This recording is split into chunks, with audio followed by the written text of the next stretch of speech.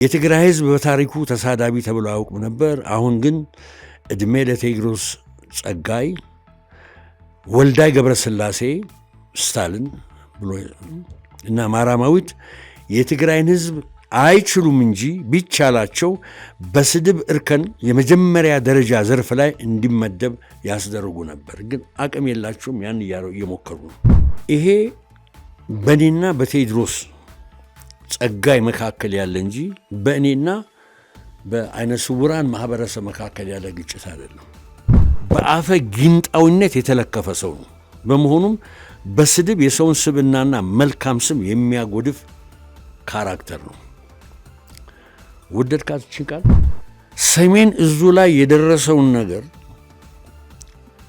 ለኢትዮጵያ ህዝብ እንዳይደርስ ዶክተር አብይ አህመድ ከልክለዋል።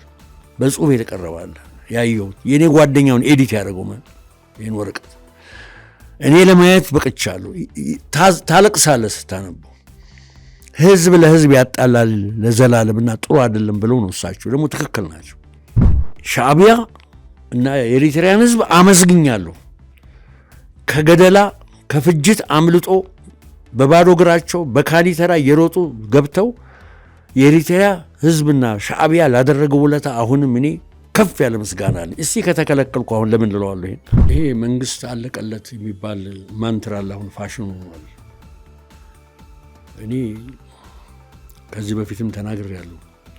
አንድ ብዙ በቃ ከ100 ዓመት በላይ የቆየ ዛፍም ሲወድቅ አይታየኝም። እኔ ኢትዮጵያ ውስጥ እንኳን መንግስት ሊወድቅ ምን እየተደረገ ከውስጥም አውቃለሁ። ፊልድ ማርሻል ብርሃኑ ጁላ ወደ 2 ሚሊዮን ወታደር ያስፈልገናል ብለው ሲሉ ምን ማለት ይመስላል? በየክልሉ ላይ ያበጠች ዋጋለሁ የምትል ኃይል ተደማመራ ብትመጣ ከነ ውጭ ከቀጠናው ጋር ያሉትም ተደምረው ይመጡ ያን የሚያጋጭ ኃይል እየገነባን ነው። እዛ ደርሰዋል አላውቅም። አቶ ገብሩም ይላል ታጣቂዎች ካልወጡ የሚለው ነገር አለ። ይሄ ዴዚግኔሽን ትክክል አይደለም። ታጣቂዎች ማለት ምክንያቱም አሁን የፌዴራል አርሚው አለ ወልቃይት። ታጣቂዎች ማለት ሚሊሺያዝ ናቸው የሚጠብቁ። ምን በትግራይ ታጣቂዎች እንተካቸው? እነኚህ ወልቃይቴዎች ናቸው። ዴር ሚሊሺያዝ ለሀገራቸውን ዲፌንድ አድርገው መሬታቸውን ያስመለሱ ናቸው። እንደዚህ አይነት ዲስኮርስ አይመቸኝም እኔ።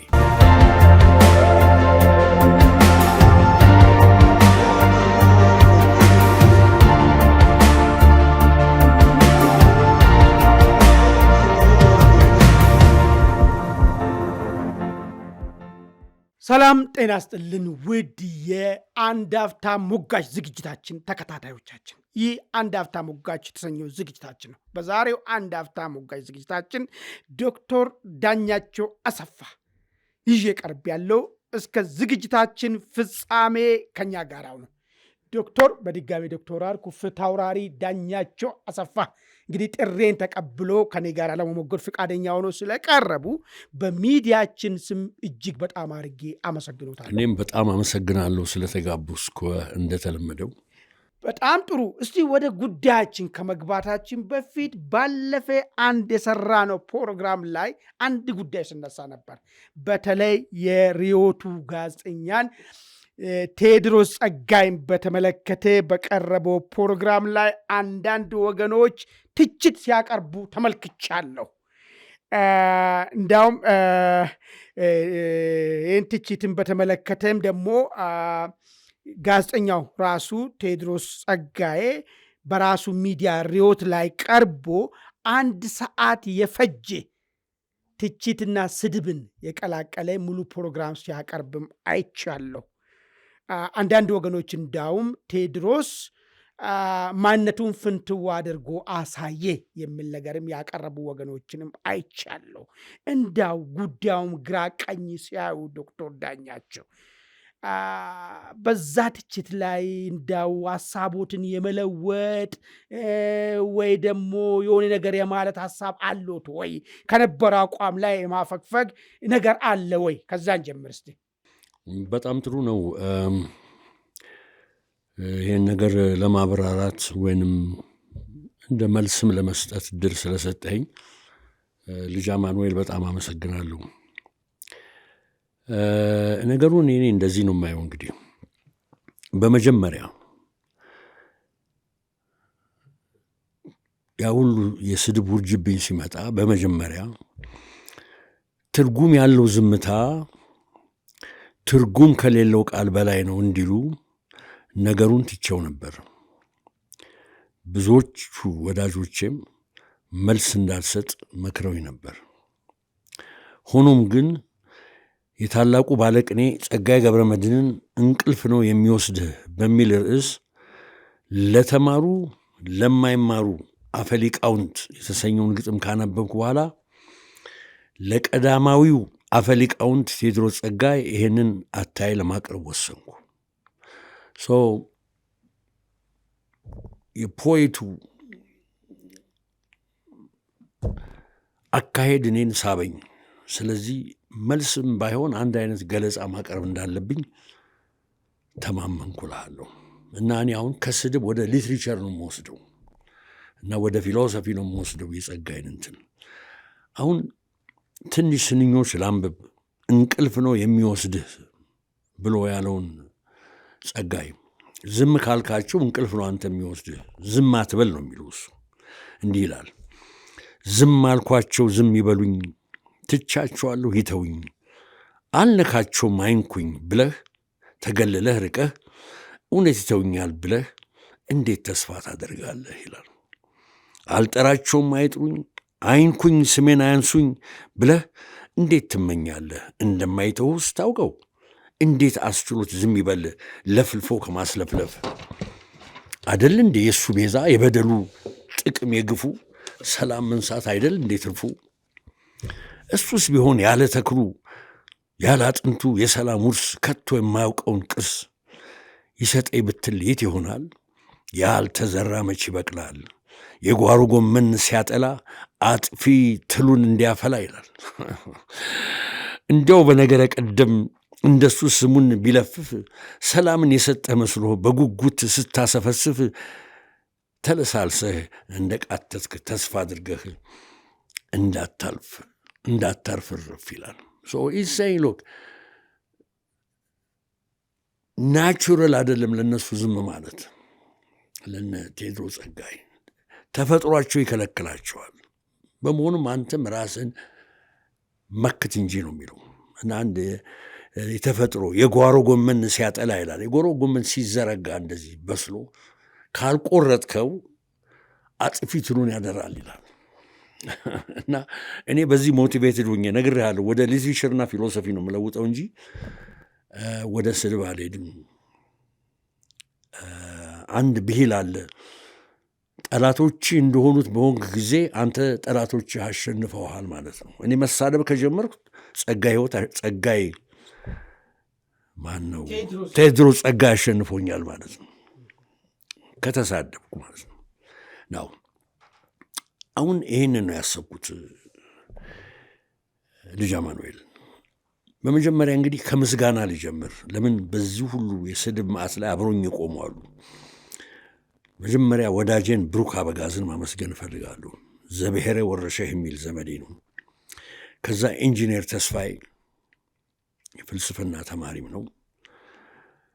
ስሟን እዚህ ላይ ላገኘው አልቻልኩም። ባህር ዳር ዩኒቨርሲቲ መምህርት ናት። የሚገርም አርቲክል ነው ኦን ማይ ቢሃፍ የጻፈችልኝ፣ በጣም አደንቃለሁ።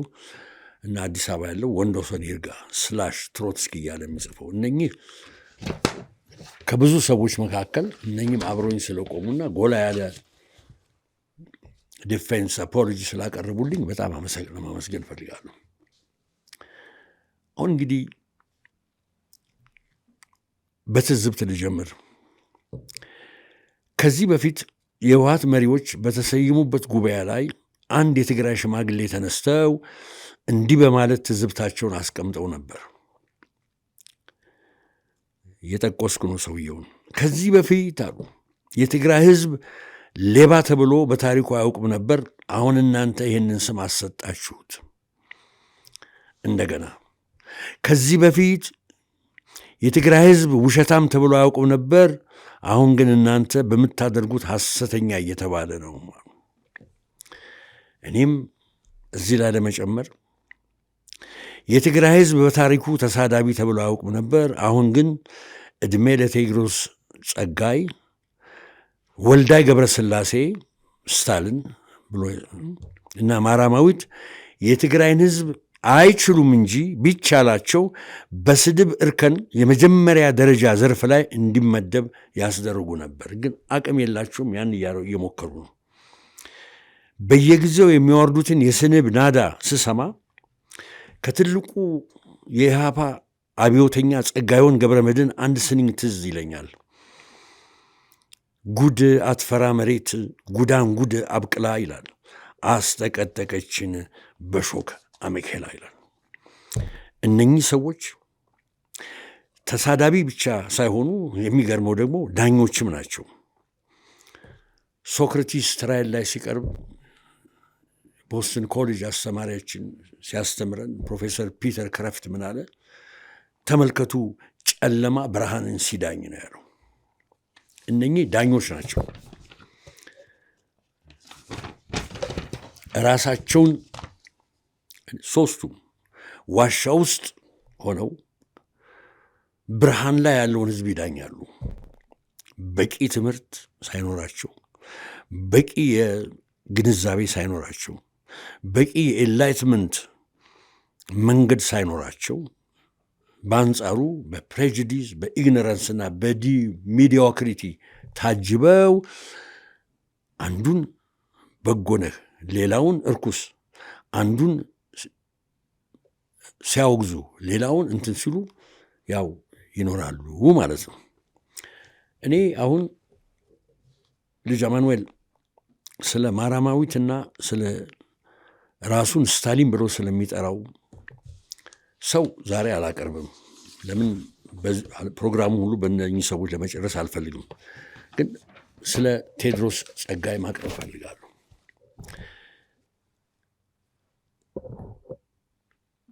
አንድ ነገር ልበል ስለ ቴዎድሮስ እና ስለዚህ ስለማቀርበው።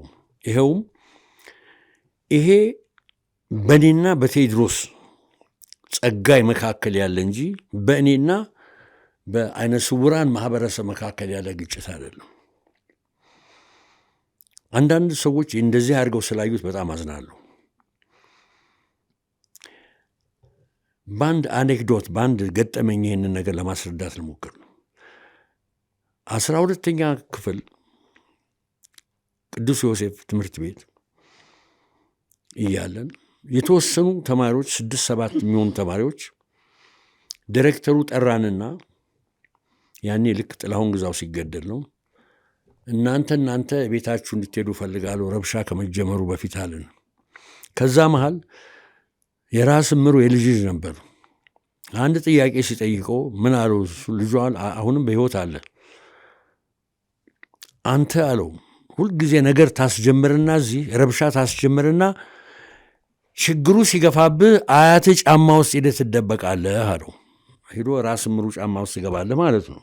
ልጁ እንደውም በድፍረት አላረግም አለው። ኤኒዌይ ቴዎድሮስ ጸጋዬም እንዲሁ ይሳደብና በሰው አካል የሰውን አካል ያንጓጥጥና መቀለጃ ያደርግና ትንሽ ያዝ ስታደርገው እንዲሁና አይነ ስውር ስለሆንክ እንዲህ አልኩኝ ብሎ እሪ ማለት ነው። ዙሪታውን ያቀልጠዋል። ገባሃል? ምን አሁን እኔ ይህን ክሊር ላድርግ፣ እኔና የእሱ ጉዳይ ነው። ይህን ካልኩ እንግዲህ ልጀምር። እኔ የኔን አታይ ነው ሞር ሌስ እኔ የኔን አመለካከት ቴዎድሮስ ነው፣ ስድብ አይደለም። እኔ እንደተረዳሁት ነው ለማቅረብ የምፈልገው። በእኔ አረዳድ ቴዎድሮስ ጸጋዬ ህመምተኛ ሰው ነው። ህመሙን በሶስት ገላጭ ቃላት ላቅርብ። አንደኛ የትልቅነት ቅዠት ሰለባ ነው፣ ዲሉዥን ኦፍ ግራንዲዮር የሚሉት። ሁለተኛ የአሸናፊነትና የተሻጋሪነት ቅዠት ተጠቂ ነው፣ ትራያምፋሊዝም የሚሉት ሳይኮሎጂስቶቹ። ሶስተኛ በአፈ ጊንጣዊነት የተለከፈ ሰው ነው። በመሆኑም በስድብ የሰውን ስብዕናና መልካም ስም የሚያጎድፍ ካራክተር ነው። ወደድካት ይችን ቃል አፈ ጊንጣዊ? አሁን እያንዳንዱ ላስረዳ። የመጀመሪያው ዲሉዥን ኦፍ ግራንዲዮር ያልኩት ነው፣ የትልቅነት ቅዠት ምን ማለት ነው? ከነባራዊና ተጨባጭ ሁኔታ ጋር ያልተስማማና የሚጣረስ ማለት ነው።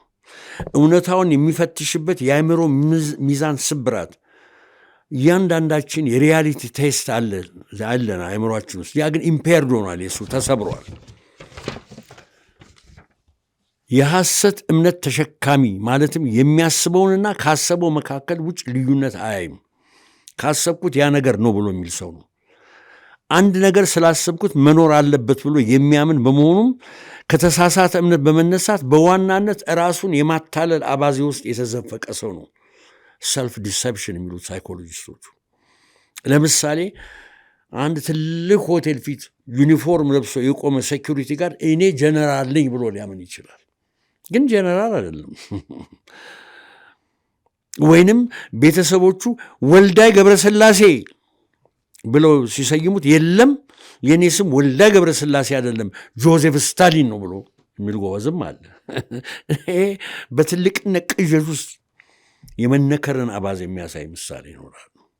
አንደኛው ይሄ ነው። ሁለተኛው የተለያየ አይነት ዲሉዥን አለ። ይሄኛው ዲሉዥን ኦፍ ግራንዲዮር ነው። የቴዎድሮስ የትልቅነት ነው።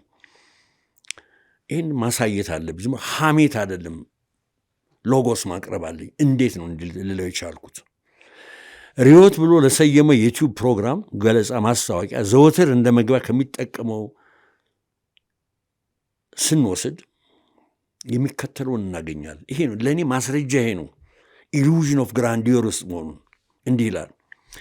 ፍትሕ ለተነፈጋችሁ የሚቆም ለተከፉ ድምፅ የሚሆን ስለተበደሉ ሁሉ መብት፣ ስለ ንጹሐን ደህንነት ለዓለም የሚያስተጋባ መድረክ፣ ሰብአዊ ክብር፣ እውቀት፣ እውነት፣ ፍትሕ፣ የልቀት እውቀት፣ የሐሳብ መድረክ፣ ይህን ሁሉ አደርጋለሁ ነው። ይህ እኮ መለኮታዊ ጥሪ እኮ ያለው ነው። ልክ የእሱ ዘመዶች ስልጣን በነበሩ ጊዜ በየቀበሌው አሁንም አለ፣ ግድግዳ ላይ የሚለጠፍ አለ። ግልጽነት፣ ተጠያቂነት፣ ፍትሐዊነት፣ ዝግጁነት፣ ጥራት፣ ቀልጣፋነት፣ ደህንነት ይላል። እኔ ወይ ከዛ ይውሰደውም አይውሰደው አላቅም። ያ ዝም ብሎ ምንድን ነው? ያ ዝም ብሎ ስፔንት ቴክስት ነው፣ የተቃጠለ ቴክስት ነው፣ ትርጉም የሌለው ነው፣ እርሾ የሌለው ቃል ነው። እሱም ደረደራቸው። ሁለት ትችት ላቅርብ እዚህ ላይ። ግሪኮቹ አንድ ኢንትረስቲንግ ቃል አለ፣ ሶፍረዛይን የሚሉት ነገር አላቸው። ከአማልክቱ ጋር አትፎካከር ማለት ነው። እውነት ይህንን አንድ ሰው ገባ ሶሻል ስታተሱም የሌለው የትምህርት ዝግጅቱም የሌለው ሰው በዓለም ደረጃ ይህ ሁሉ አድርጋለሁ ብሎ መነሳት ራሱ ኮመንተሪ ነው። ትልቅ የዲሉዥን ኦፍ ግራንዲር ውስጥ ያለ ሰው መሆኑን የሚያስ ከዚህ በላይ እኔ ማሳያ ላቀርብ አልችልም። አንዴ ልንገርህ፣ አፄ ኃይለ ሥላሴ ከውጭ አገር ተምሮ የመጣ ሰው ምክትል ዲሬክተር ሆኖ በአንድ ቢሮ የሚሰራ ፕሮጀክት ይቀርጽና ይቀርባል። ጃንሆይ ጋር ቅርቡ ብሎ ይቀርብና አንብበው፣ ሰውየው ተጠራ፣ ቀረበ። ስም አንብበነዋል የጻፍከውን፣ አንዳንዱንም እኮ እየሞከርን ነው፣ ግን አንድ ነገር ልምከርህ ይሄን ልጅ አሉት፣ ከአቅምህ በላይ ኃላፊነት አትውሰድ አሉት። አሁን ቴዎድሮስ በዓለም ላይ የተጨቆኑ፣ በዓለም ላይ የተፈጁ ፍትህ፣ አሁን እሱ አቅም አለው ይሄን ለማምጣት?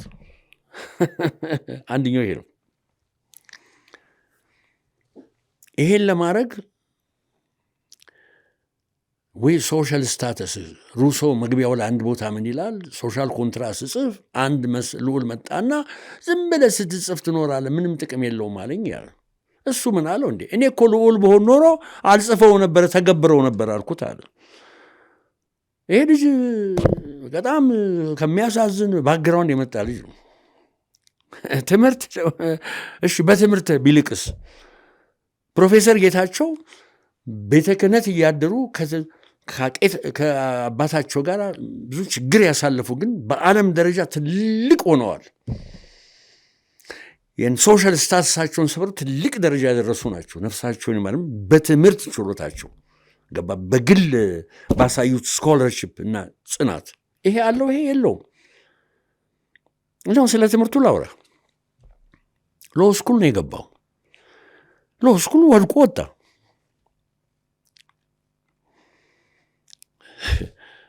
ከአንድ ፕሮፌሰር ጋር እናወራ ነበር። ይኸውልህ ሎ ስኩል፣ ሳይንስ፣ ሜዲሲን፣ ኢንጂኒሪንግ እነኚህ ትምህርቶች አለኝ አንድ እውቅ ፕሮፌሰር ቀናተኛ ዲስፕሊን ነው የሚባሉት አለኝ። እንዴት ነው ቀናተኛነታቸው ስለው ወዲያ ወዲህ ካልክ ትነጥራለህ አሉ። ሳይንስ ኮን ፎከስ ማድረግ አለብህ፣ ማቴማቲክስ ፎከስ ማድረግ አለብህ፣ ሎ ስኩል ከገባ ፎከስ ማድረግ አለብህ። አጅሬ አብዛኛውን ጊዜ የሚውለው የባህል ማዕከል የሚባለው አንዴ ግጥም ሲያቀርብ፣ አንዴ እዛ ዘፈን ሲያዳምጥ፣ ይህንን ሲተች ሲነታረክ ነው የሚኖረው ዕድሜ ልኩን ከ10 ዓመት በላይ። ከዛ ደግሞ ሬዲዮ የመጀመሪያ ኤፍኤም ሲከፈት ነጥብ 97 አሁን ድረስ የሚያስታውሱት ጓደኞች 71 ሳንቲሙን እየከተተ እንዲሁ ስለ ባልና ሚስት፣ ስለ አርት፣ ስለ ድርጅት ሲለፈልፍ ነበር የሚሆነው። ታዲያ ሎው ስኩል ገደር ገባ እንጂ ሎው ስኩል እሱ መጨረስ ትልቅ የህግ ሰዎች አይነ ስውራን የወጡበት ነው። ትልልቅ ምንም መጥቀስም አያስፈልግም ስም። እሱ ግን በራሱ ድክመት ነው ኮሌጅ ድሮፕ አውት የሆነው። አንድ ይህን ላሉ። ሁለተኛ ቴዎሎጂካሊ እነኝ አሁን ምን ከነኝ ቃላቶች ጋር ነው ይው ካህኑ ፍልስፍናና ቴዎሎጂ የሚገናኙበትን ቦታ አልወሰደ። ቴዎሎጂካሊ ካህኑ ብቅ ይልና ሲናገር ቅዳሴ በፊት ይቆምና መለኮታዊ ስምህን በድፍረት አንጠራም በፍርሃት እንጂ ይላል።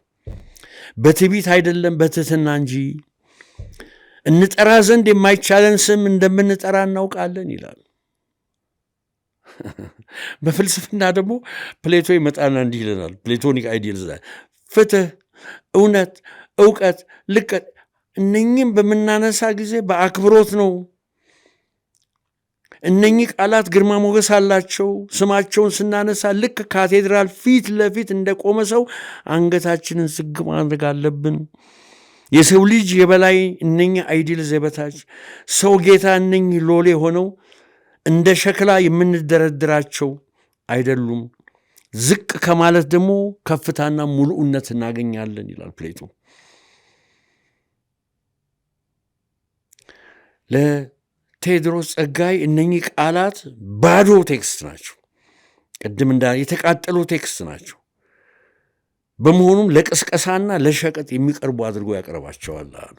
በዚህ ጨረሱ። የመጨረሻ ትመጣለህ። በቃ አስጨርስና አንዴ ከመንገድ ያዘኝ እኮ መጠየቅ ያለብኝ ነገር አፍሩ ትመጣለሽ። የአሸናፊነት ስሜት ትራያምፈሊዝም ሳይኮሎጂካል ቃል ቴዎድሮስ የተጋነነ የድል አድራጊነት ስሜት አለው። የአሸናፊነት የበላይነት ስሜት መዘፈቅ ኩራት አለ። ከኔ በላይ ማን አለ የሚል ትምክትም አለ። አሸናፊነት ኩራትና ትምክት የሞሉት ጎበዝ ነው። ሳይኮሎጂስቶቹ እንደሚነግሩን ይሄ የበላይ ነኝ የሚል እምነት እና ስሜት የሚመነጨው ከታህታይ ውጥንቅጥ የሚነሳ ነው። ታውቃለህ ምን እንደሆነ ታህታይ ውጥንቅጥ? ኢንፌሪዮሪቲ ኮምፕሌክስ። ቴዎድሮስ የማዋረድ ሰውን የማዋረድ ሞደስ ኦፐረንዳይ እንዲህ ነው። አታውቁም፣ ባዶ ናችሁ፣ ችሎታ የላችሁም ይላል። ለያዛችሁትን ቦታ በእጅጉ አትመጥሩም ይላል። ያን ነገር ልንገርም፣ ዶክተር አብይን፣ ዲያቆን ዳንኤልን፣ ፊልድ ማርሻል ብርሃኑን እኛን በጠቅላላ ቢናገር ምንም እኮ አይደለም። እኛ እንደ ጠላት ተፈርጀናል። አሁን የዘረዘርኩልህ እኔ የምልህ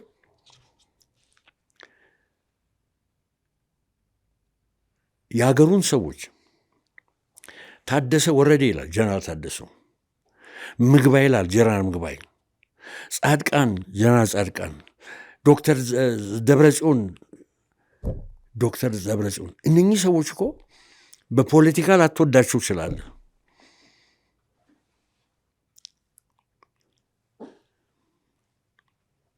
ጠላትም አድርገህ ልታያቸው ትችላለህ። ግን በአንድ ደረጃ አልፈው እዚህ የደረሱ ሰዎች ናቸው። በዛ ትንቃቸዋለህ። እኔ ስለ ጀነራል ምግባይ ወታደሮች ጋር ወርቼ በጣም ያደንቁታል። ታደሰ ወረደ የምታዋረደው ሰው ነው። ደብረ ጽዮን የምታዋረደው ሰው ነው። ይህ የህመሙ የዚህ የትራያምፈሊዝም እንትኑ እነዚህ ነው። እኔ አዲስ አለማየሁ ተማሪ ነኝ። አዲስ አለማየሁ ትዝታ የሚለው መጽሐፋቸው ላይ አንድ የጣሊያን ጀነራል ደቡቡን ፓሲፋይ ላደረግ የተነሳ ጣሊያን ስሙን ይጠቅሱና ይሄ ጣሊያን ጀነራል ጠላት ነው፣ ግን ችሎታውን ሳላደንቅ አላልፍም ይላሉ። በ3 ወር ውስጥ ደቡቡን ፓሲፋይ ያደርገዋሉ። አረጋግቶ ቁጭ ያደረግ ምንም ችሎታ አለው አሉ። ይህን ማለት አንችልም። እሱ ግን ያዋረዳል። ከማዋረድ ነው። በሌላ በኩል እኔ አሸናፊ ነኝ ነው። ከማዋረድ ነው ጉልበት የሚያገኘው። ትራንሴንድ አድርጌያለሁ። ለምሳሌ ቴዎድሮስ በምንም አይነት ጎን ሆነ አንተ እኮ ትንሽ ጉድለት አለ አታይም ብትለው በጣም ያዝንብሃል። ራሱ እኮ ጓደኛው ሀብታሙ ተናገረ እኮ ጨለማ ቤት ተቀምጦ እኔ የለም ብዬ ነበር፣ በኋላ ድምፅ ሰማሁና አለ ሆይ ብለው እናንተ የብርሃን ምንድን ነው ያለኛለ እስረኞች ነው ያለኛለ። ጭራሽ ይሄኛውን ነው ሊያዋርደው የፈለገው የሚያውን ሰውዬ ማለት ነው እኮ እኔም ብለህ በጥርሱ ያዝናል ብሎ 10 ጊዜ ጥርስ ይላል። እኔ ሊሰማኝ ነው፣ እሱ በአይኑ አይሰማውም። ይህን ትራይምፋሊዝም ታያለህ። እሱ ጀግና አይሰማውም። እኔ ግን በጥርሴ በጣም አዝናለሁ። ስለዚህ ነው አንዴ የተሸጠ ጥርስ አንዴ ያልተጠረሰ ጥርስ እያለ የሚያቀርበው። እዚህ ላይ አንድ ነገር ግን አደራ ምለው ምንድን ነው ልብ ማለት የሚገባ ስለ ራሳችን ጥሩ መሰማትና በትልቅነት ቅዠት መካከል ልዩነት አለ። አምኖት ሰይኝ መጥፎ እንዲሰማ ይገባል እንዲህ ወይ አንካሳ ስለሆንኩ ወይ ጥርስ ስለወቀ እያልኩ አይደለም ያለሁት። ጋባ ለምሳሌ ለእኔ ትልቅ ሰልፍ ኤስቲም ያላቸው መጋቢ እሸቱ ናቸው። አዲስ እሸቱ አንድ ጉባኤ ላይ ሰው ሁሉ ተሰብስቧል። በቃ አሉ። ሲመጡ ሁላችንም ተነሳን። አመጡና ከኔ ጎን ተቀመጡ። ሰው እንደቆመ ነው። ጠጋልኩና መጋቢ ሰው እኮ እንደቆመ ነው ስላቸው ብድግ አሉና ሳቅ አሉና ይቅርታ አድርጉልኝ የመረጃ እጥረት ነው፣ አረ በእግዚአብሔር ቁጭ በሉ አሉ። እንግዲህ ይሄ ኮንፊደንስ ያለው ሰው ቀልደው ላሉ ይገባል። ምን አንዲት 2 ፔጅ በና ልጨርስ፣ ከዛ ነው መግባት ፈለግ ሁለት ነገር በቃ እሷ ነው እንደተቀሰቀስ ካቀ ሁለቷን ልበላትና ልጨርሳት በቃ ልጨርሳት። ሶስተኛው ከበድ ያለ አፈግንጣውነት ነው። ቴዎድሮስ ጸጋይ መርዘኛ አፍ አለው። እንደውም ትልቅ ምላስ ነው። በጸጋይ ገብረ መድኅን ቋንቋ አፈግንጥ ነው። ስለዚህ ነጠላ ምላስ በጸጋይ ገብረ መድኅን እሳት አመድ ወለደና በአበበ ወርቄ ምላሴን ተውልኝ ብሎ በደረሰው ግጥም ጥቂት ስንኞች መርጬ በማንበብ ትችቴን እደመድማለሁ። ጸጋይ እንዲህ ይላል። አባቴስ ወንድ ወለድኩ ይላል ጸጋይ። ሁሉን ረትቼ አሸንፌ በምጸት ወግ በጌጥ ባሞር ሲነጋ እንዳመድ አፋሽ ገል ሲመሽ እንደ ሽንቁር በርሚል የአግቦ ጢስ በማንቃረሩ ወሬ በማንሸራሸሩ ተሞልቶ በመተርተሩ ነፋስ ጠብቶ አየር ታልቦ የነገር ረሃብ ተርቦ ጉድ በማናፈስ ተስቦ ከዚህ ቀርቶ እዚያ ዘንቦ ውሃ እንደማይቋጥር ገንቦ እና ዘላለው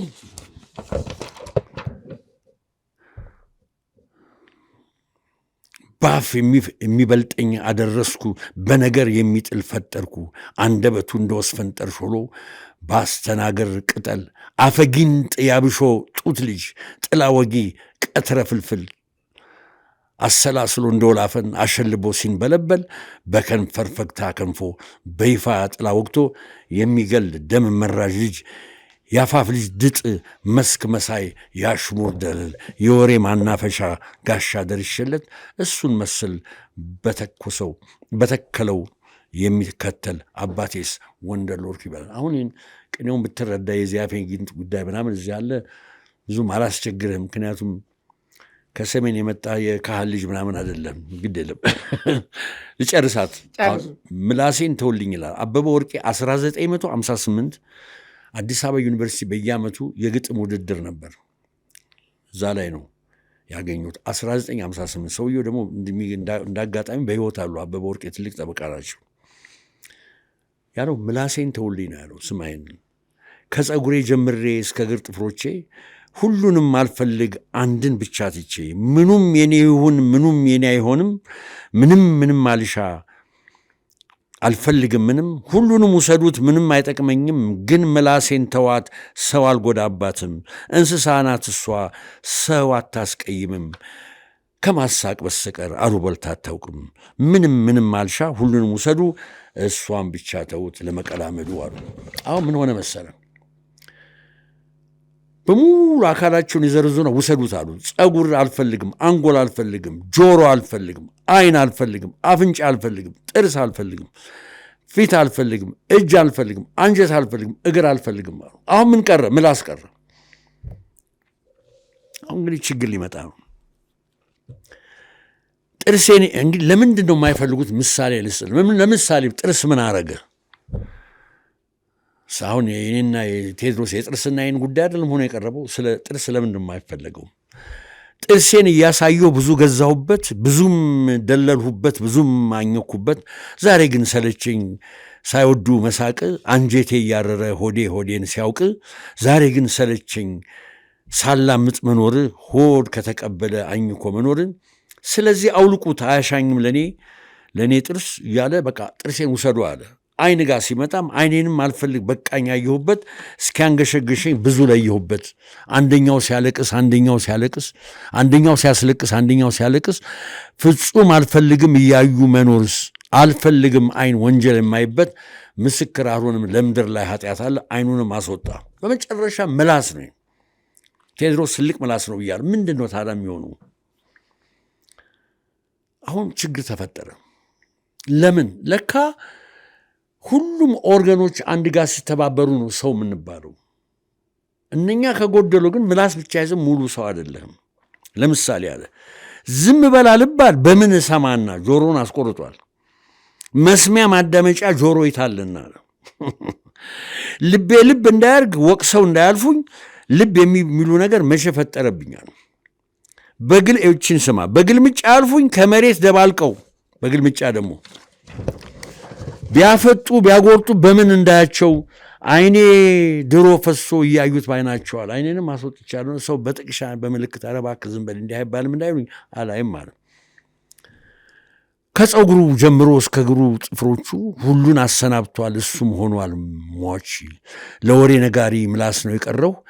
እስከ ዛሬ ድረስ ትንሽ ያለሁ አለ። ተመልከት እውነቱን ትታችሁ ምላስ መሆኔን እናንተም ሰው በሉኝ እኔም ሰው ነኝ ልበል እናንተም እናንተን እኔም እኔን ላታላል። እኔ ሰው አይደለሁም ሙሉ ግን እናንተ ባካችሁን ዱሜ ፌቨር ሰው ነህ በሉኝ ራሳችሁን አታሉ። እኔም ደግሞ ሰውን ብዬ ራሴን ላታል። እኔ ግን ምላስ ነኝ ያለው። ጨርሻለሁ። አሁን የፈለግከውን ነገር ብዙ ደቂቃ ወሰድ ጨርሻለሁ። ብዙ ነገር ነው ሀሳቤ ውስጥ የመጣ አንደኛ የመጀመሪያ ማስተካከያ መሆን ያለበት እነዚህ የትግራይ ተወላጅ ሆኖ አሁን ይሳደባሉ ብሎ ያነሱ ሰዎች ሶስቱ ስታሊንም ማርያማዊትም ቴድሮስም እርግጥ ነው የትግራይ ህዝብ ሂዱና እኔን ወክላችሁ ተሳደቡ ተብሎ አይደለም የላካቸው። መሳደብም የሩጫ ውድድርም አይደለም። ማህበረሰቡን ምናልባት ማህበረሰቡ ጋር እንዳይገናኝ ራሳቸውን ወክሎ ነው እነዚህ ሰዎች ለመሳደብ የሚወጡትም ወይ እርሶ ስድብ ነው ብሎ ያቀረቡትን ነገር ማለት ነው። እነሱ ስድብ አይደለም ሊሉ ይችላሉ። ነገር ግን ምንም ቢያደርጉ በራሳቸው የራሳቸው ኃላፊነት እንጂ ማህበረሰቡ ወክሎ አለመሆኑ እዚህ ጋር ማስተካከያ ቢደረግ የሚል ነገር ነው ማንሳት የሚፈልገው። ሁለተኛው ነገር ግን እንዳው አንድ ነገር ቅድም አፈጊንጥ ሲሉ ሆነ አንድ በእኛ በአንድ አፍታ እንትን የተላከልን አንድ ነገር አለ። ጋዜጠኛ ቴድሮስን በተመለከተ ምንድነው የሆነ ጊዜ በሚያቀርቡ ቅድም ለፍትህ ለተነፈጉ ሰዎች ፍትህ ለመታገል ብሎ ዘረዘሩ ነገሮች ሚዲያው ላይ የሚያቀርብ አንድ ነገር ነበረ። ምንድነው የሚለው ኦሮሞ በደብዳቤ ነው ኢትዮጵያዊነት የደረሰው የሚል ነገር አቀርቧል። ማለት ምንድነው ኦሮሞ ኢትዮጵያዊ አይደለም ነው። እንዲያው አንድ አራት ነጥቦችን ላንሳ። የኦሮሞ ልጆች ቱርኮች ኢትዮጵያን በወረሩበት በ15ኛ ክፍለ ዘመን በድንግል ጊዜ የጦር መሪ ወይ ደግሞ የጦር ጀነራሉ የነበረ ኦሮሞ ነው። እናት ሀገር ኢትዮጵያ ከምትነካ እንሞታለን ብሎ ይሄን አንድ ክዶ፣ ሁለተኛ አድዋን ትልቁን አድዋን ማንሳት ይቻላል። አድዋን እንግዲህ ከ10 በላይ ጀነራሎች ኦሮሞዎች ናቸው። ዝም ብሎ ኢትዮጵያዊነትን ሳያውቁ አይደለም በዚህ ደረጃ በዚህ አገርን ለመከላከል ከጣሊያን ለመከላከል የወጡበት። ሶስተኛ ደረጃ ካራማራ ተራራ ይናገር ስንት ኦሮሞ ልጆች እንደተቀበሩ እናት ሀገር ኢትዮጵያ ወይም ሞት በሚል ነገር ከዛም አልፎ ምጽዋንም ማንሳት እንችላለን። ኢትዮጵያዊነት በደብዳቤ ነው ደረሰው ማለት እንዳው ማህበረሰብንም የጥላቻም ጥግ አይሆንም ወይ? አንድ ጥያቄ እዚህ ማህበረሰብ ውስጥ እንግዲህ ኢትዮጵያዊነት በደብዳቤ ከደረሳቸው ማህበረሰብ ውስጥ አይነ ስውርም አለ፣ አካለ ጎደሎም አለ፣ ብዙ ነገር አለ ማለት ነው። እነዚህ ሁሉ በጥቅል አልተሰደቡም ወይ? አንድ ጥያቄ። ሁለተኛ ዩኔስኮ መዘገባቸው የኢትዮጵያ ባህል ቅርሶች ተብሎ ከተቀመጡ ውስጥ አንዱ ገዳ ስርዓት ነው። ገዳ ስርዓትን ቴዎድሮስ ልክ የሌላ አገርን ስርዓቱ እንኳን በዚህ ደረጃ አይበሻቀጥም። አበሻቅጦ ለማህበረሰቡ ያለውን ጥላቻ የገለጸ እንደዚሁም ደግሞ ለኢትዮጵያ ባህል ያለውን ጥላቻ ኢትዮጵያውነት ጭምር የሚጠላ ሰው መሆኑን የገለጸበት ሁኔታ እንዳለ ይታወቃልና እቺን ለመጨመር ያክል ነው። ምናልባት እንደ ማጠቃለያን ጥያቄ ላንሳ። እንደ እርሶና ጋዜጠኛ ቴዎድሮስን ያጋጨው ይመስለኛል ፖለቲካ ነው። ፖለቲካ ደግሞ ትላንትና ቴዎድሮስ እሱ የሚደግፋቸው ሰዎች ሀገር በሚመሩበት ዘመን የዘፈን ተንታኝ ነበር። እሱ የሚጠላው ማህበረሰብ ቡድን ደግሞ ወደ ስልጣን መጣ ብሎ ባሰበበት ሰዓት ደግሞ የፖለቲካ ተንታኝ ሆነ። እንዳው መብትስ አይደለም ወይ መደገፍም መተቸት? ለምሳሌ ዶክተር ዳኛቸው ትላንትና የወያኔ ስርዓትን ተቃወሙ፣ ተቹ፣ መብት ነው። ዛሬ ደግሞ አሁን ያለውን ብልጽግና መንግስት ደገፉ፣ መብታቸው አይደለም ወይ? ቴዎድሮስ ራሱ ትላንትና የወያኔ ስርዓት ደገፈ፣ ዛሬ ደግሞ የብልጽግና ስርዓት መተቸት መብት አይደለም ወይ? ለምንድን ነው በዚህ ደረጃ እንድትናቆሩ የሚያደርገው? ከዛ አልፎ በአካልም ጭምር ሁልጊዜም ስለሚሰማ ነው ይህን ጉዳይ እርሱ መልስ መስጠት ከመጀመራቸው በፊት እሱና ያየ ሰው ሽመልስ የሚባል ነገር ጋዜጠኛ ጋር ጥርስ የተባለ ዶክተር ዳኛቸው ወይ ፍትሐዊ ዳኛቸው መብቱ አይደለም ወይ ይህንን ስርዓት የመደገፍ ምን ጉዳይ ላይ ትንሽ እስቲ ሐሳብ ጨምሩበት። አይ ጥሩ ነው። ስለ ቴዎድሮስ አንዳንድ ወገኖች ቴዎድሮስ ኢትዮጵያን እንደሚወድና ኢትዮጵያ እንደሚል አድርገው ያዩታል። በስህተት ነው። ከነ ደብረጽዮን ዶክተር ደብረጽዮን ጋር እኮ ያለው ልዩነት ሳትዘጋጁ የትግራይን ህዝብ አስመታችሁት ነው። ኢነፕት ናችሁ፣ ኮምፒተንት አይደላችሁ ከሚል ነው እንጂ ሌላ ችግር የለውም። የኦሮሞን ህዝብ ለመስደብ ሌላ ህዝብ አንደኛ ይሄ ትራያንፈሊዝም እኮ የትግራይ ህዝብ ብቻ ነው በላይ ነማራማዊትና ስታሊን ላይ እኮ ታያለ እኮ በመልኩ የደቡብ ጋዜጠኞች ምናምን ሲያውቁ መልካቸው እንዲህ ስለሆነ ልጆቼ እንኳን እነሱን ቴሌቪዥን እንዲያዋቸውም አልፈቅድም ምናምን ይላሉ እኮ። የሬሲዝም እኮ ነው። አሜሪካን ሀገር ጥቅም አይ ትላለች እሷ በሬ ትላለች። እና የሰፊውን የኦሮሞ ህዝብ ማንንም እንዳዋረዱ ነው እሱ። በተለይ አፈጊንጥነቱ እዚህ ላይ ነው። ማዋረድ ነው፣ ማንኳሰስ ነው። እና ይሄ ነው ችግር። አሁን ይኸው ከኔ ጋር ፖለቲካል እንትን ነው። አሁን ከተናገራቸው ለምሳሌ 3 ነገሮች እንገር። አንደኛ ዣን ፖል ሳርተን የፈረንሳይን ፈላስፋ ጠቅሶ እኔን አታክ ማድረግ ይፈልጋል። እኔ ዣን ፖል ሳርተ የዛሬ 35 ዓመት በፊት እኔ በሱ ፒኤችዲን የሰራው ሰው ነኝ። ከአንድ ኮሌጅ ድሮፕ አውት ጋራ ስለሱ ላውራ አሁን ልክ አይደለም ልል አልችልም።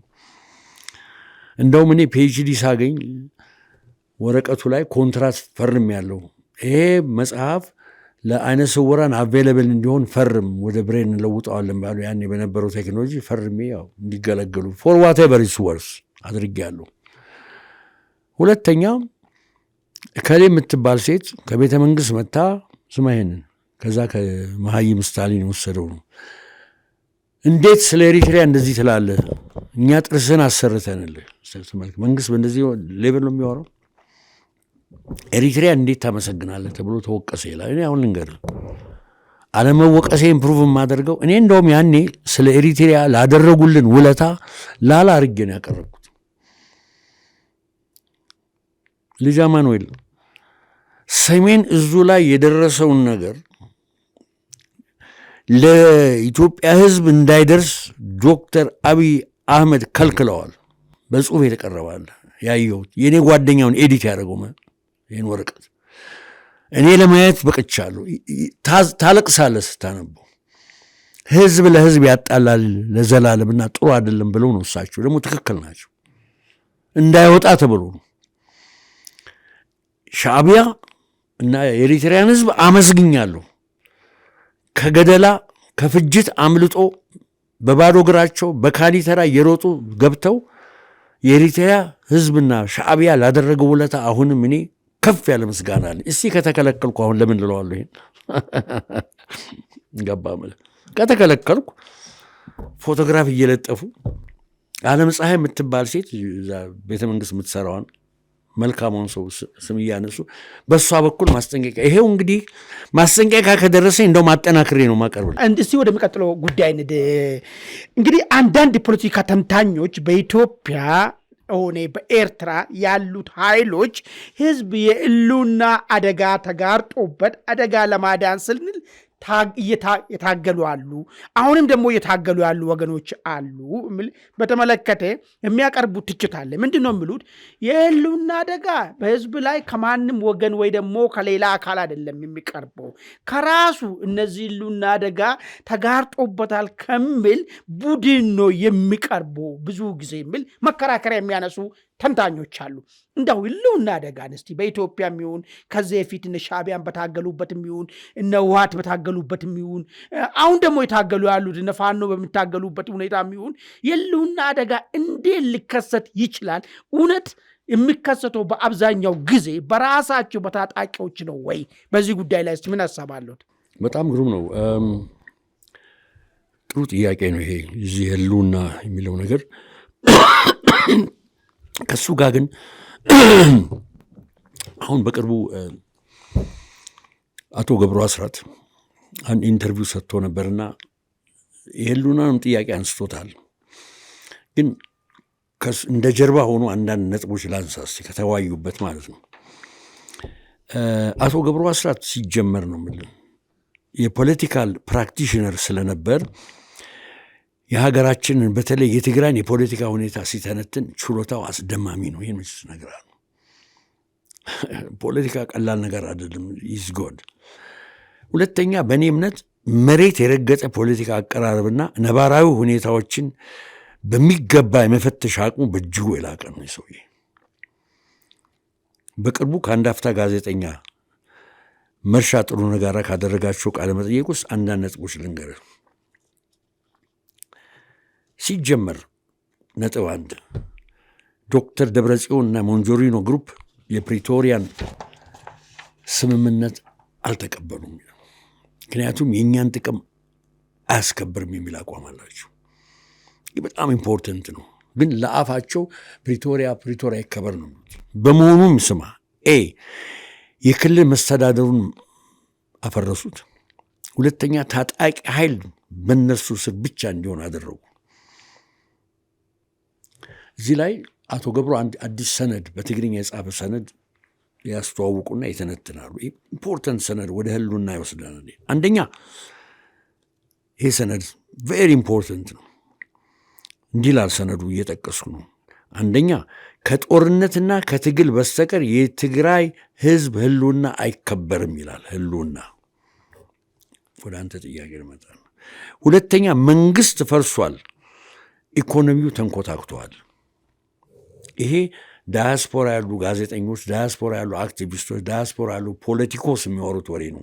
የአብይ መንግስት አልቆለታል። ከትልቁ እስከ ትንሹ ከህወሓት ጋር አይስማማሉ። ሶስተኛ የውስጥም ሆነ የውጭ ግንኙነት ሁኔታው የፌዴራል መንግስቱን እንዳለቅለት የሚያሳይ ነው ይላሉ።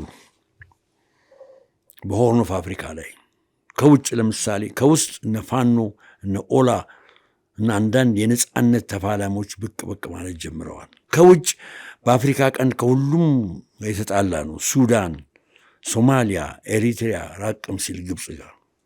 ይህ ግምገማቸው ነው። ይህ እንደዚህ አይነት ግምገማ ነው በፊት አደጋ ላይ ጣላቸው፣ ወደ ጦርነት እንዲገቡ ያደረጋቸው። አሁን ትችት ሰማይ ሰውየው መንግስት ደካማ ነው አሉ እንጂ ይላል ሰውየው። ስለ እነርሱ ጥንካሬና ድክመት ግን አያወሩም። መንግስት ደካማ ነው ማለትና እኛ ጠንካራ ነው ማለት ይለያያል። ወይም ደግሞ ስለ ራሳቸው ድክመት አያወሩም፣ ስለ መንግስት ድክመት ብቻ ነው የሚወሩት። ሁለተኛ በእኔ ይሄ እኔ ግምት ነው። እኛ ደጋፊዎቹ መንግስት ይደግፋሉ የምንባለው ከያዝነው የአቋም ድጋፍ ባሻገር መንግስት አልቆለታል የሚሉ ኃይሎች ለመንግስት ትልቅ ድጋፍ እያደረጉ ነው የሚል የራሴ ትይሰሳለኝ። እንዴት ብለህ ብትለኝ በፖለቲካ ዓለም ውስጥ ጠላቶች ሁልጊዜ ዝቅ አድርገው ሲያዩ አንተ በደንብ ለመደራጀትና ለመስራት ጊዜ ይሰጡሃል። አንደኛው የዶክተር አብይ አህመድ አድቫንቴጅ ነው። ብዙ ጊዜ ይንቋቸዋል።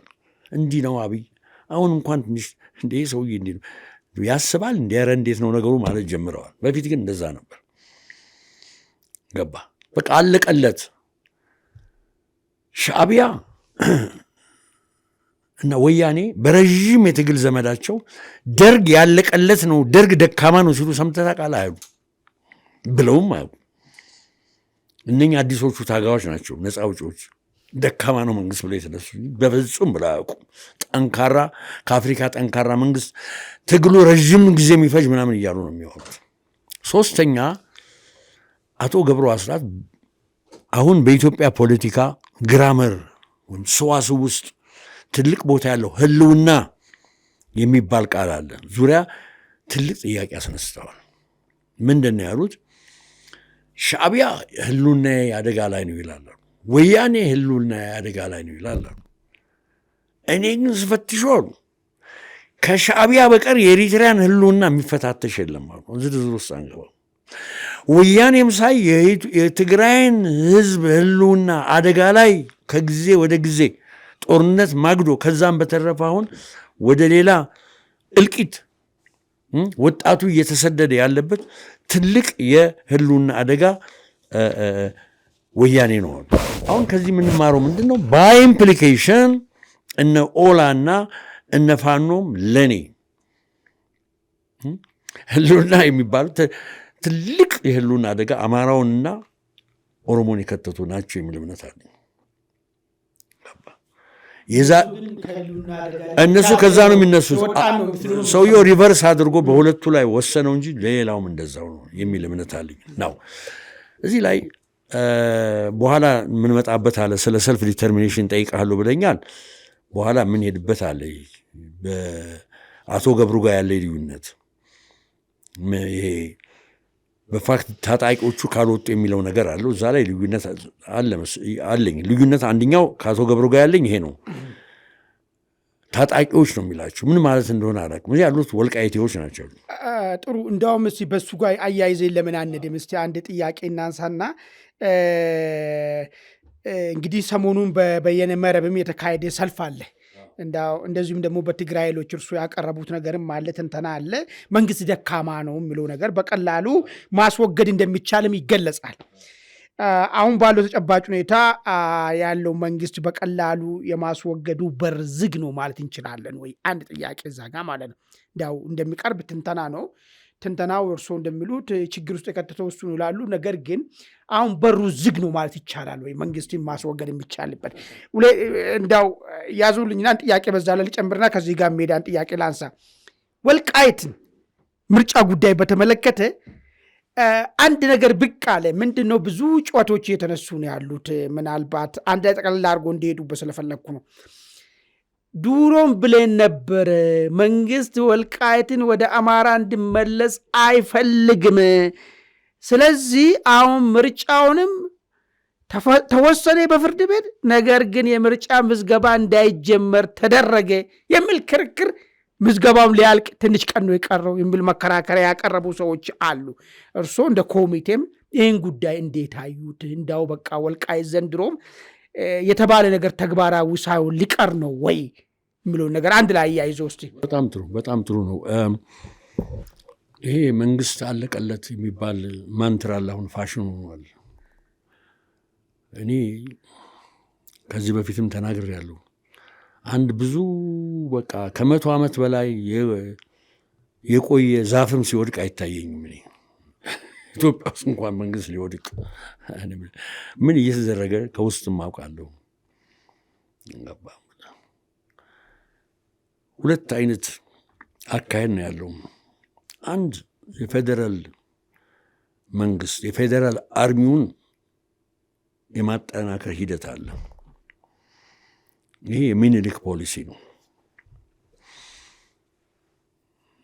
ሃረል ማርክስ የጻፈው መጽሐፍ ላይ አጼ ሚኒሊክ ሳነብ አጼ ሚኒሊክ አንድ ያደረጉት ነገር ኦቨር ዘ ይርስ አርሚያቸውን ገነቡና ጃልሜዳ ትልቅ ሰልፍ ጠሩ።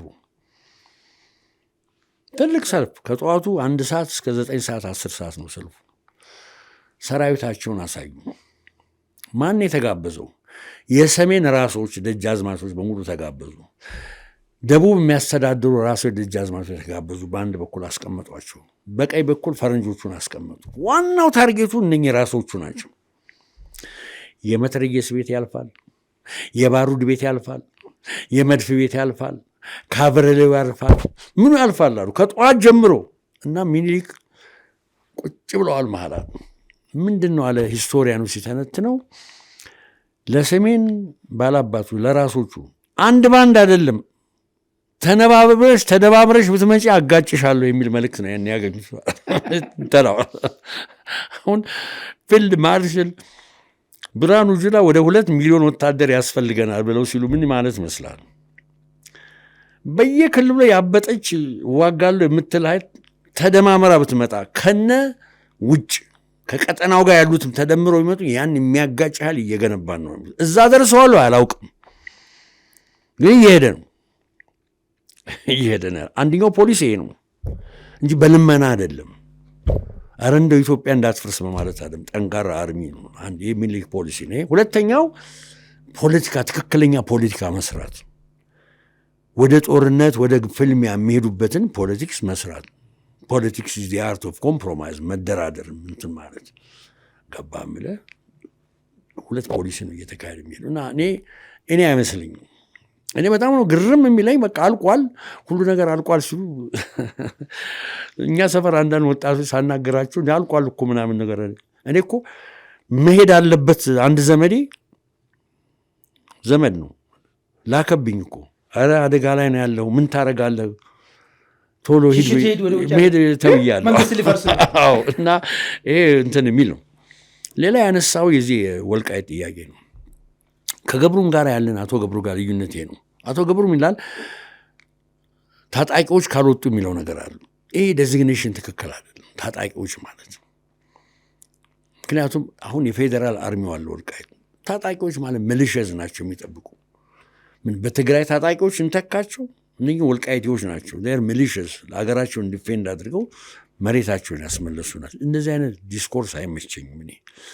ሌላ ምንድን ነው ሄዶ ይሄ ጥያቄ ለህዋትም ሆነ ለአቶ ገብሩ አስራትም ሆነ ለዳኛቸውም ሆነ ለኮሎኔል ደመቀም ሆነ ለአቶ አሸተም ሆነ ጥያቄው ልንገርህ የሰልፍ ዲተርሚኔሽን ጥያቄ ነው። ዶክተር አብይ በዚህ ነው የሚረዱት። የራስን እድል በራስ የመወሰን ጥያቄ ነው። ከሌ ለከሌ ሊሰጥ ነው። ለአማራ ክልል ሊሰጥ አስቧል። በድብቅ ለትግል ሊሰጥ። ይሄ ዘመን አልፏል። እና አሁንም ያለ ነው እኛ ጀነራል ታደሰ ወረደ አሁን ለአንድ ዓመት አልተመረጡም። ምርጫ አይሄድም አይኖርም ማለት ነው ትግራይ ውስጥ። እነኚህ ኮንቴስትድ የሆኑ ኤሪያዝ ከአማራ ክልል ውጭ ከትግራይ ክልል ውጭ የግድ ምርጫ ማድረግ አለባቸው። አለበለዚያ የእነኚህ ሰዎች ሰልፍ ዲተርሚኔሽን እና የዜግነት መብት ቫዮሌት ይሆናል ማለት ነው። አደራ የምንለው እሱ ነው። እኛ እየተነጋገር ነው። ተስፋ አልቆረጥንም። ተስፋ የሚያስቆርጥ መልስም አልተሰጠንም። እኔ የዝምታ ኢንተርፕሬተር አይደለሁም። አረ ጊዜው እያለፈ ነው ብለን አቤት ስንል ስለ ጊዜው ምን አገባችሁ? እኛ ራሳችን እኮ ኤክስቴንድ ልናደርገው እንችላለን። ግን አንዳንድ ነገሮች መስራት ያለብን ህጋዊ ነገሮች እየሰራ ነው የተባለው። ፕሪመቹር ሊቀድመን እንዲህ ነው እንዲያ ነው ማለት ነው። ስለዚህ እርግጠኛ የሚኮኑ ነገር ምርጫ ይካሄዳል እዚህ ቦታ እኛ እየጠበቅን ነው። እኔ መንግስት ከዚህ ሬኔግ ያደርጋል ይወጣል የሚል ነገር የለም። ለሁላችንም እንደፈለጉ እነጌታቸው ይበሉ፣ ደብረጽዮን ይዝለሉ። ይሄ ኮንቴስትድ የሆነ ኤሪያ ነው የተባለው እና እዚህ ኮንቴስትድ ኤሪያ ላይ ሰዎች አይመርጡም። ነገሩ ሴትል ሲያደርግ ማለት በጣም ያስቸግራል። በአማራ ክልል ይሁኑ የለም፣ በትግራይ ክልል አይሆኑም። ስለዚህ 5 የተባሉት ቦታ ላይ ምርጫ ይካሄዳል የሚል አይሆፕ እኔ ተስፋ አለኝ። በጣም ጥሩ። ወደሚቀጥለው ጥያቄያችን እስቲ እንለፍ። እስቲ የሚቀጥለው ጥያቄ ህወሓትን በተመለከተ ነው። በተለይ የትኛው ህወሓት መሰሎት? እዚህ የመጣውን ምናምኑ አይደለም፣ እዛ የቀረውና ዛሬም ይለይልናል የሚለው ቡድን ማለት ነው። እሱም በተመለከተ ህወሓት በአፉ የሚናገረውና በልቡ የሚያስበው ጥልቅ ልዩነት አለው የሚሉ ወገኖች አሉ። እንዲያው በተለይ በተለያየ ጊዜ የሚያነሳቸው ተፈናቃይ ይላል፣ በጀት ይላል፣ ፕሪቶሪያ ይላል። እንደዚህ አይነት ነገሮችን ሲያነሳ ህወሓት በቀጥታ ስለነዚህ ነገር አይደለም የሚያነሳው፣ በጀርባው የሚያስበው ሌላ ነገር ነው ያለው የሚል ነገር የሚነሳ ነገር አለው። እንዲያው እዚህ ላይ ምን ሀሳብ አለው? ጥሩ ነው፣ በጣም ጥሩ። ይህን ነገር ዶክተር ገሰሰውን ታውቀው ይመስለኛል። ሆመራ ያለ ዶክተር ነው፣ ፊዚሽን ፕሮፌሽን። በዚህ ነገር አውርተን ነበር እና የተወሰነ ማስታወሻ ላከልኝ። ሁልጊዜ ያለ 5 እና 6 የሽፋን ነጥብ ይዘው ነው የሚንቀሳቀሱት። ለምሳሌ ከላይ የሚያወሩትና ከውስጥ የሚፈልጉት ነገር የተለያየ ነው። ለምሳሌ ከላይ የሚወራው በፕሪቶሪያ ስምምነት መሰረት ሉዓላዊ ግዛታችን ነፃ እንዲወጣ ይላሉ አለ። ሁለተኛ የተፈናቀሉና የተሰደዱ ህዝባችን ደህንነታቸው ተጠብቆ ወደ ቀያቸው እንዲመለሱ ይላሉ አለ። ሶስተኛ ከወራሪዎች ስር ያለው ወገኖቻችን ነፃ እንዲወጡ ይላል። አሁን ነፃ ያልወጡ አሉ። አራተኛ ሰብአዊ ክልከላዎች እንዲነሱ ይላል፣ በጀት፣ ነዳጅ ምናምን። አምስተኛ ወታደራዊ ከበባ እንዲቆም ይላሉ። ይህ ነገር ነው። ከውስጥ ግን ስንገባ ያለው ችግር ምንድን ነው? ህወሓት ጋር ፓርቲው ምን ውስጥ ነው ያለው? የፖለቲካል ክራይሲስ አለ። አንደኛ በትግራይ ህዝብ ዘንድ ቅቡልነት ማጣት፣ በተጨማሪም ስትራቴጂክ ሊደርሺፕ ፌሌር ያለው ሪፒትድ ይህን አሳይተዋል። ሁለተኛ የህወሓት ቢያንስ 3 ቦታ መከፋፈል፣ ይህን ያወሩም ችግር ላይ ነው ያሉት፣ ተከፋፍለዋል። ሶስተኛ የሞንጆሪኖ ቡድን ከኢትዮጵያ ሉዓላዊነት በሚጻረር መንገድ ድምፆ የሚል ማነው ጽምዶ የሚል ህገወጥ ግንኙነት መመስረት። አራተኛ የኢትዮጵያ መንግስት ለሁለተኛ ጊዜ ህግ የሚያስከበር ዘመቻ ሊያከናውን ይችላል የሚል ከፍተኛ ስጋት። አምስተኛ ወልቃይት ጠገዴን በመውረር እነርሱ ምዕራብ ትግራይ ብለው የሰየሙትን ግዛት በመጠቅለል አገር የመሆን ህልማቸውን ማሳካት ነው ይላል። ይሄ ነው ሪል እንትኑ ይሄ ነው። ግን ከላይ ፕሪቶሪያ ይከበር፣ ፕሪቶሪያን እኮ አይቀበሉም። ተፈናቀሉት ይመለሱ ይባላል፣ ሊመለሱም አይፈልጉም። እና በሁለት አፍ ነው የሚናገሩት ነው ያለኝ። በጣም ንስሲ ማስታወሻ ሲሆን ወደ መጨረሻው ጉዳይ እስቲ እንሂድ። የመጨረሻው ጉዳይ ምንድን ነው? እንግዲህ ይሄ መንግስት አለቀለት ከሚባለው ጉዳይ በሁለት መንገድ ነው አለቀለት የሚባለው። አንደኛው ፖለቲካው ነው። ሁለተኛው ግን ኢኮኖሚው ነው። ኢኮኖሚው ላይ በደንብ አድርጎ ሀመር አድርጎ የሚያቀርቡ ወገኖች አሉ። በተለይ ውጭ ሀገር ያሉት አንዳንድ ባለሙያዎች ማለት ነው። የኢኮኖሚው ጉዳይ ሌላው ቢቀር ኢኮኖሚው የስርዓትን አንኮታኩቶ ይጥለዋል የሚል ነገር ያነሱና እንዲያው እንደ መገለጫ የኑሮ ውድነቱንም የነዳጁንም አሁን ያለውን ጠቅላላ ሁኔታዎችን ያነሳሉ። ወይራስ በመንግስት በኩል ደግሞ የለም እንዳውም ጥሩ እምርታ ላይ ነኝ የሚገኘው የሚል ነገር ደግሞ ሰማለን። በመንግስት በኩል ደግሞ የተሻለ ከዚህ በፊት ታይቶ የማይታወቀውን ነገር አቺቭ እያረኩ ነው የሚል ነገር መንግስት ያቀርባል። እንዳው ኢኮኖሚ ወይን መንግስትን አጣብቂኝ ውስጥ አይከትም ብሎ ያምናሉ ወይ እርስዎ? ወል ልጅ አማኑኤል መቼም እኔ የኢኮኖሚክስ ተማሪም አይደለሁም። ስለ ፖለቲካል ኢኮኖሚ ብዙ የማውቀው ነገር የለኝም። ግን አንድ ቀልቤን የሳበው ኢንተርቪው በዶክተር ዮናስ ብሩና በመሳይ ከበደ መካከል የተካሄደው 1-2 ነጥቦች ላንሳ። ስትሪክትሊ የኢኮኖሚ ጉዳይ ብቻ ሳይሆን የፖለቲካልም ስለሆነ ዶክተር ዮናስ ብሩ ከመሳይ ከበደ ጋር በቅርቡ በተደረገው ቃለ መጠይቅ ላይ 2 ነጥቦች ማንሳት ፈልጋለሁ። 2 በመጀመሪያ የምንመስማማበትን ነጥብ ላቅርብ። ዶክተሩ ጋር የንብረት መብት ፕራይቬት ፕሮፐርቲ ጉዳይ እሳቸው ምን አሉ? እሱ እንትና ማነው ዶክተር ዮናስ መንግስት በልማት ስም ንብረት ይወስድና አትርፎ ይሸጣል፣ ለባለንብረቱ ባለው የገበያ ዋጋ ካሳ አይሰጠውም ብለው የኤሚነንት ዶሜን ጥያቄ እዚህ አካባቢ ብሎ ይነሳል። እዚህ ላይ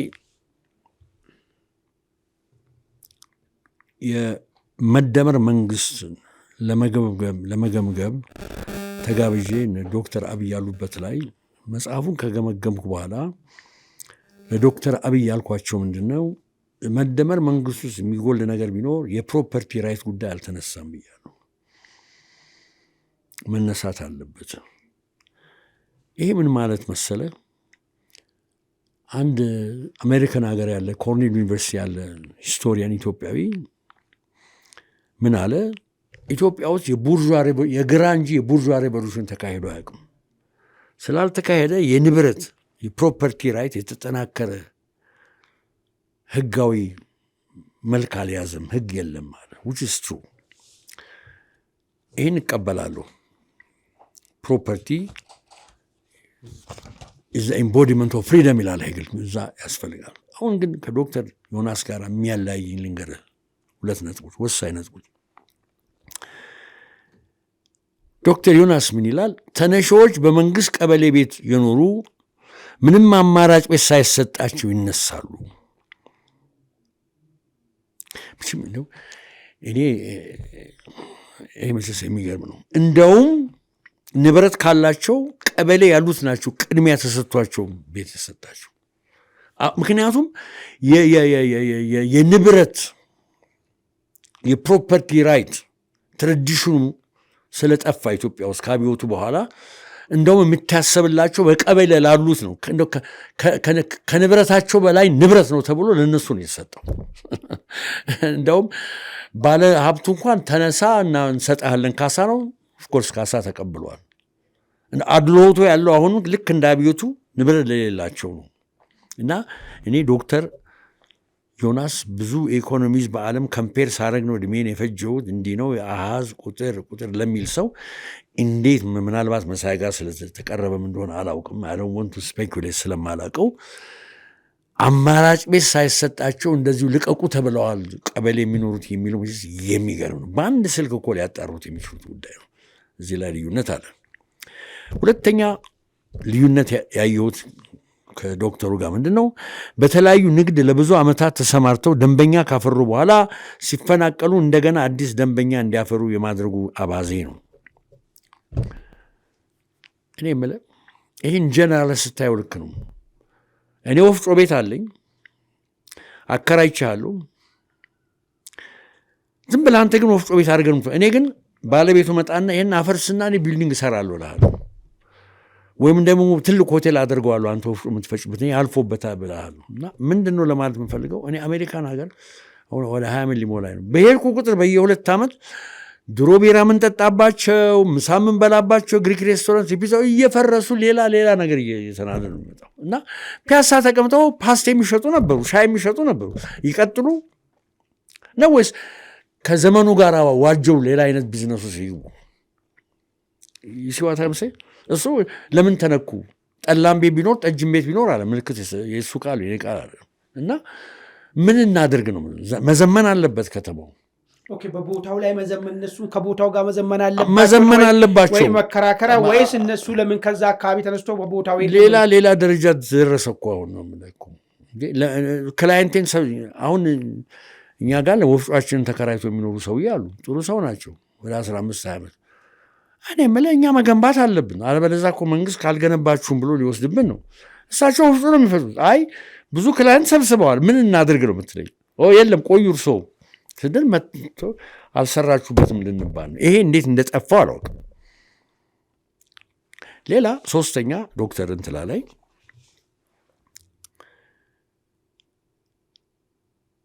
ልክ እንደነ መሳይ ብልጭልጭ ነገር በብስክሌት ሲነዳ ይታያል ምናምን። በእውነት ኢትዮጵያ ውስጥ ሜጋ ፕሮጀክቶች ተቀርጸዋል።